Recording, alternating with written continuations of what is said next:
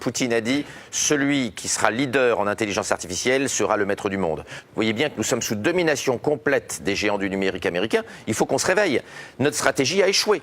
Y a-t-il un Google, Apple, Facebook, Amazon en Europe? Et en intelligence artificielle, nous sommes inexistants. Nous avons perdu la guerre. Enfin, en tout cas, une bataille. Atouts. Si nous voulons gagner la guerre technologique du XXIe siècle, nous devons changer d'élite. Regardez les gens qui sont ou fabriquer les élites autrement. Exactement, qui sont en train de discuter dans les ministères sur la réforme sociale. Ce sont des gens qui ne comprennent rien, qui ne connaissent rien à la guerre des intelligences, qui ne connaissent rien à la guerre technologique qui est en train d'arriver.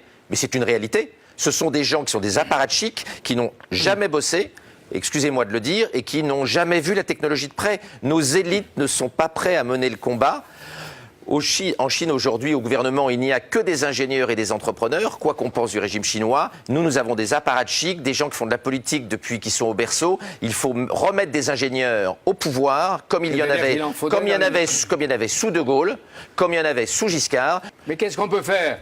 Bosser, arrêter de geindre, développer plein de start-up dans ces sujets-là, payer nos chercheurs correctement. Nous n'aurons pas de chercheurs si on continue à les payer comme ils sont payés au CNRS ou à l'INRIA. Les bons sont en train de partir les uns après les autres. Nous n'aurons pas des bons chercheurs. Vous savez combien gagne un très bon spécialiste de l'intelligence artificielle dans la Silicon Valley? Entre 1 et 2 millions de dollars par mois. Je ne vous demande pas combien il gagne ici.